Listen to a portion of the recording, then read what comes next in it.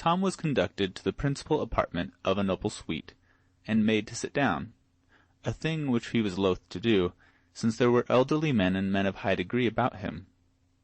He begged them to be seated also, but they only bowed their thanks or murmured them, and remained standing. He would have insisted, but his uncle, the Earl of Hertford, whispered in his ear, "Prithee insist not, my lord. It is not meet that they sit in thy presence." The Lord St. John was announced, and after making obeisance to Tom, he said, "I come upon the king's errand, concerning a matter which requireth privacy. Will it please your royal highness to dismiss all that attend you here, save my lord the Earl of Hertford?" Observing that Tom did not seem to know how to proceed, Hertford whispered him to make a sign with his hand, and not trouble himself to speak unless he chose. When the waiting gentleman had retired, Lord St. John said, "His Majesty commandeth, that for due and weighty reasons of state, the Prince's grace shall hide his infirmity in all ways that be within his power, till it be past, and he be as he was before. To wit, that he shall deny to none that he is the true prince, and heir to England's greatness. That he shall uphold his princely dignity, and shall without word or sign of protest that reverence and observance which unto it do appertain of right and ancient usage. That he shall cease to speak to any of that lowly birth and life his malady hath conjured out of the unwholesome imaginings of o'erwrought fancy.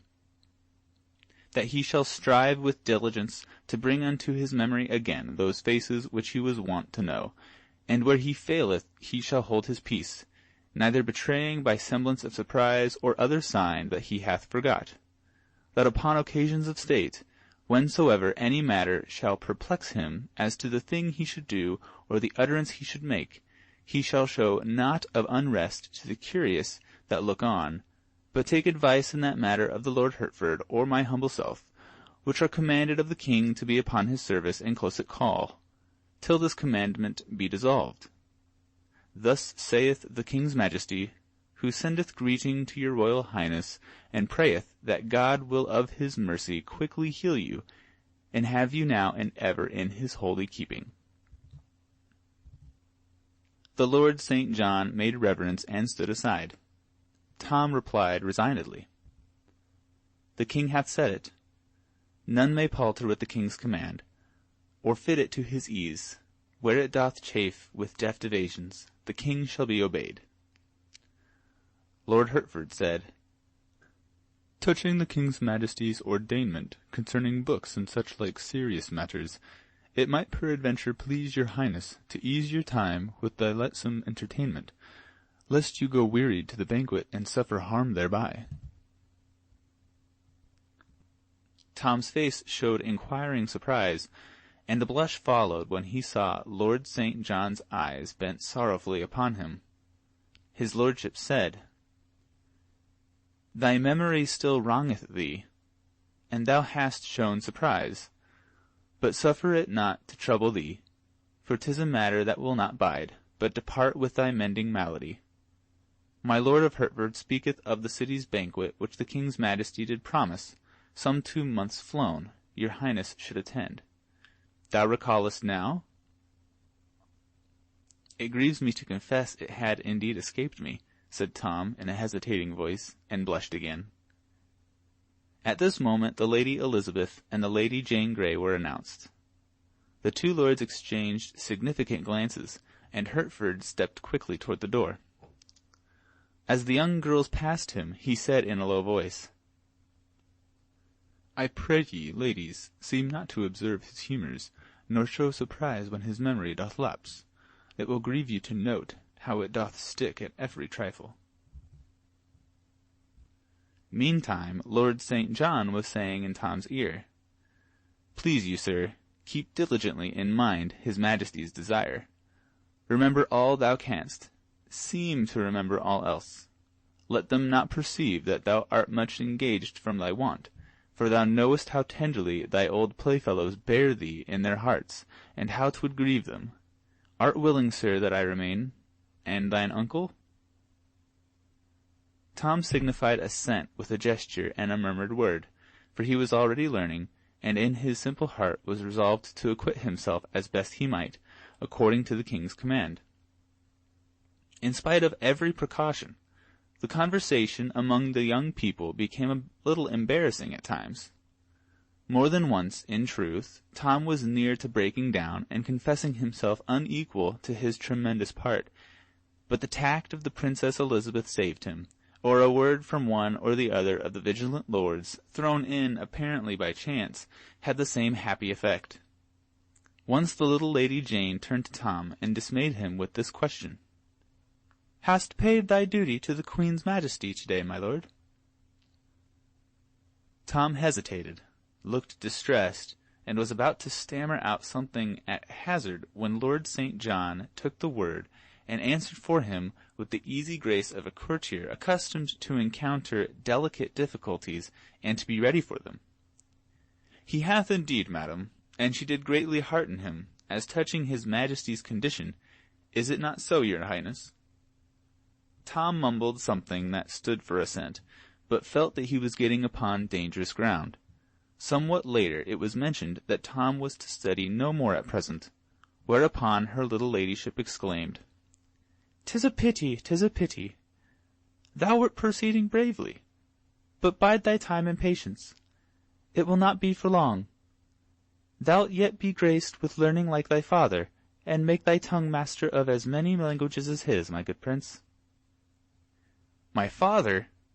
cried Tom, off his guard for the moment. "I trow he cannot speak his own, so that any but the swine that kennel in the sties may tell his meaning, and as for learning of any sort soever—" He looked up and encountered a solemn warning in my Lord St. John's eyes. He stopped, blushed, then continued low and sadly, "Ah, my malady persecuteth me again, and my mind wandereth. I meant the king's grace, no irreverence." "We know it, sir," said the Princess Elizabeth, taking her brother's hand between her two palms, respectfully but caressingly. "Trouble not thyself as to that. The fault is none of thine, but thy distempers." "Thou'rt a gentle comforter, sweet lady," said Tom, gratefully, "and my heart moveth me to thank thee for it, and I may be so bold." Once the giddy little Lady Jane fired a simple Greek phrase at Tom. The Princess Elizabeth's quick eye saw by the serene blankness of the target's front that the shaft was overshot, so she tranquilly delivered a return volley of sounding Greek on Tom's behalf, and then straightway changed the talk to other matters. Time wore on pleasantly, and likewise smoothly, on the whole. Snags and sandbars grew less and less frequent, and Tom grew more and more at his ease, seeing that all were so lovingly bent upon helping him and overlooking his mistakes. When it came out that the little ladies were to accompany him to the Lord Mayor's banquet in the evening, his heart gave a bound of relief and delight, for he felt that he should not be friendless now, among the multitude of strangers, whereas an hour earlier the idea of their going with him would have been an insupportable terror to him.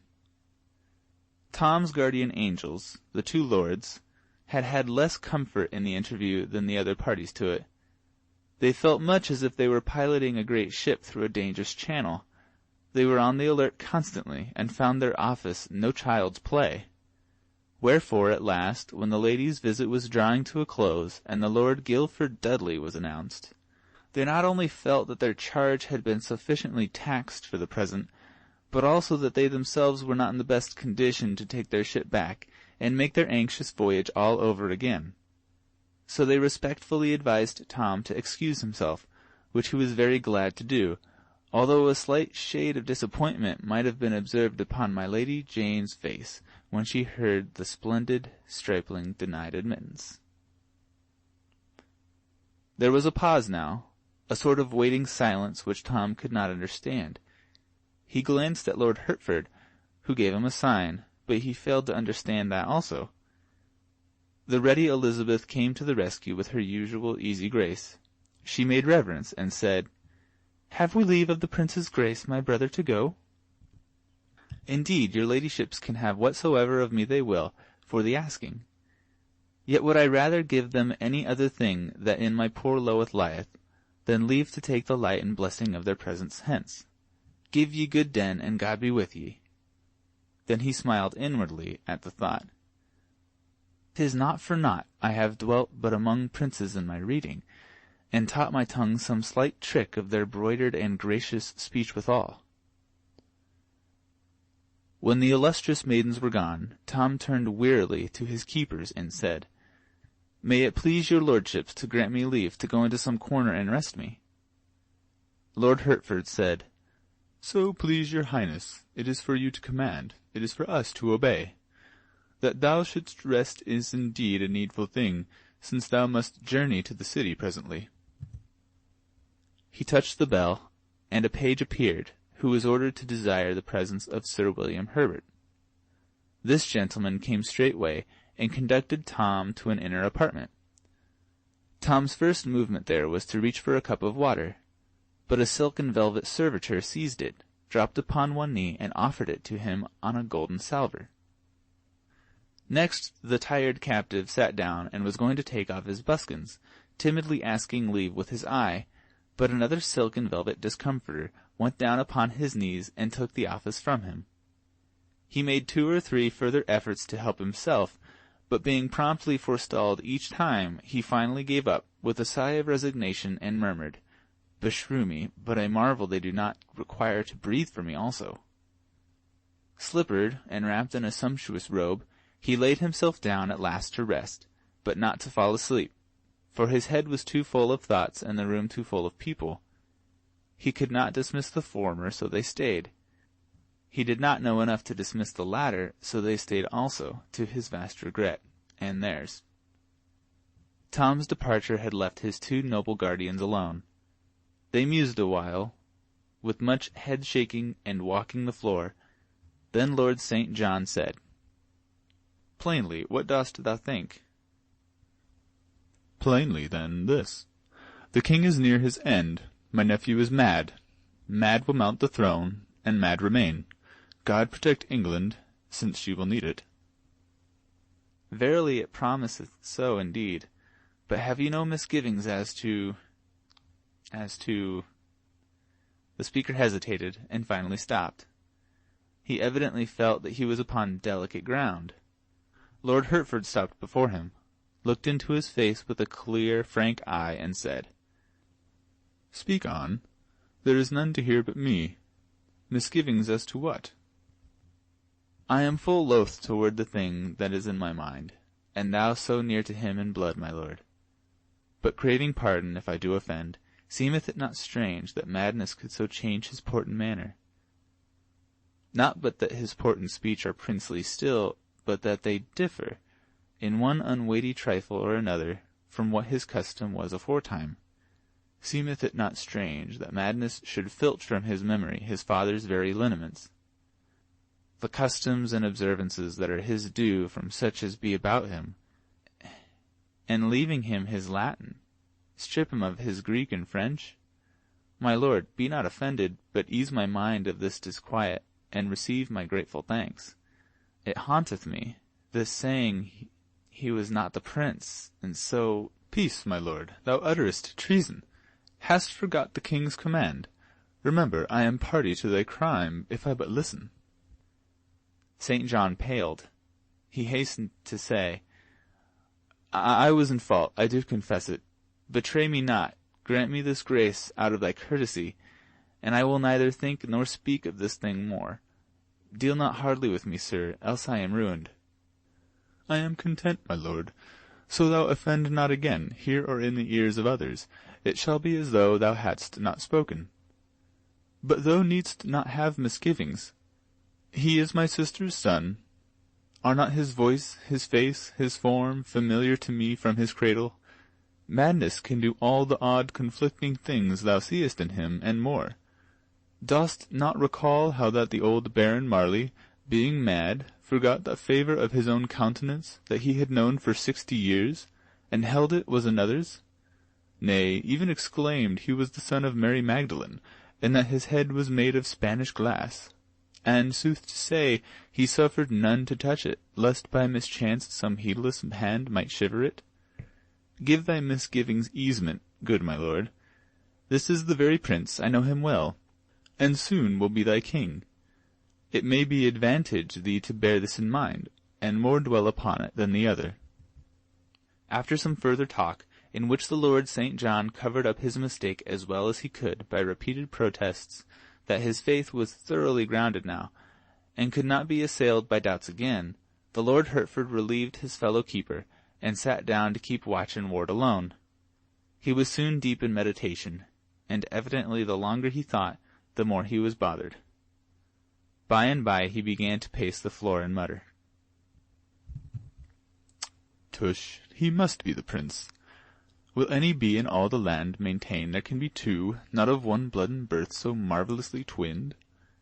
And even were it so, 'twere yet a stranger miracle that chance should cast the one into the other's place. Nay, 'tis folly, folly, folly. Presently he said, Now, were he impostor and called himself prince, look you, that would be natural, that would be reasonable.